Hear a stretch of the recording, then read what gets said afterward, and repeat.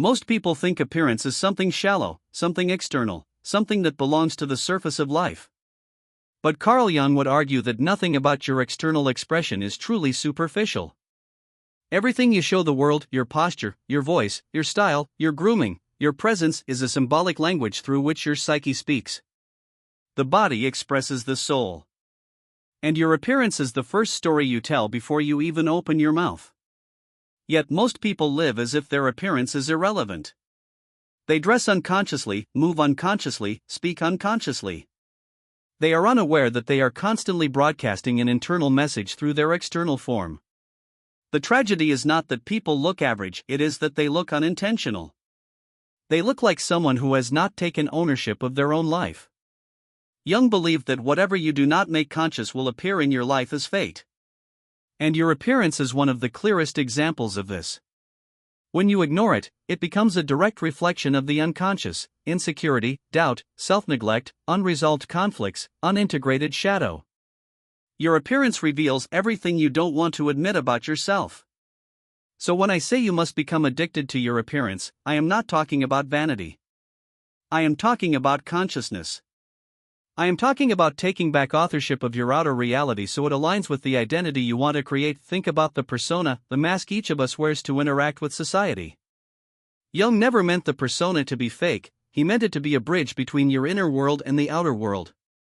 The problem is that most people let their persona form accidentally, shaped by childhood roles, social pressures, failures, and fear.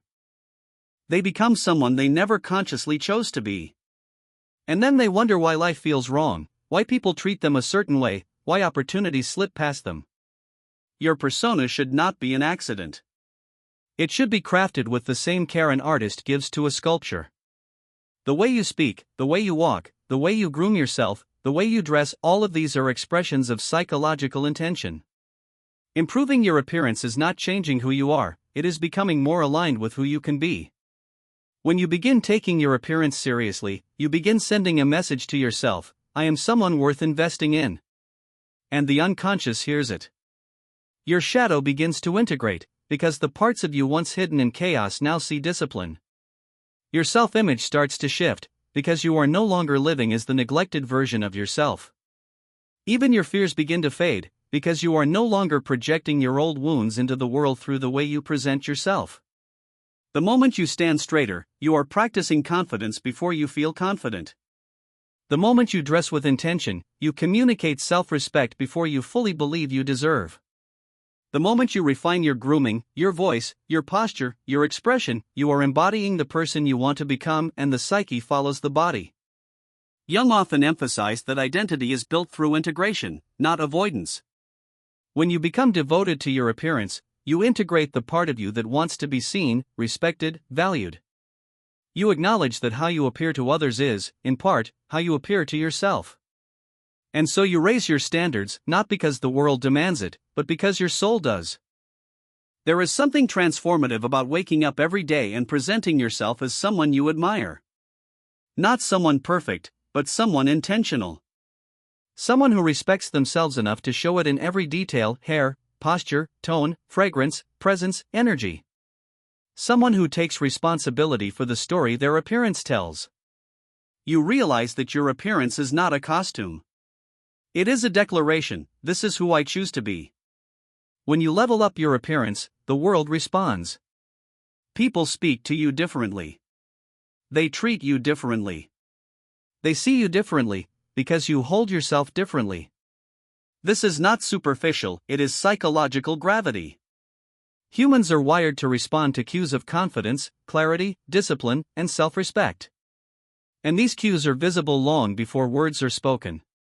The most beautiful part is that improving your appearance creates a feedback loop. Every improvement reinforces a new identity. That identity strengthens your behavior. That behavior reshapes your lifestyle. And soon, you no longer look like someone who is trying to improve, you look like someone who simply is improved. That is why you should become, in a sense, addicted to your appearance. Addicted to the way it impacts your psychology.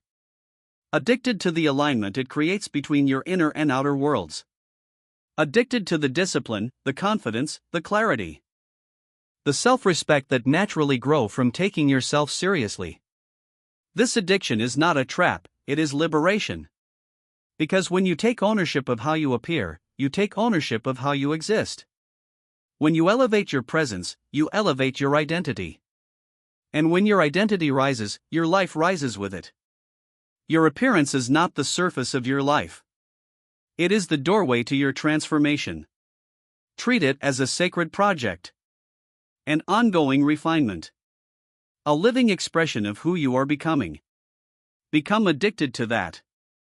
Become addicted to becoming the greatest version of yourself inside and out.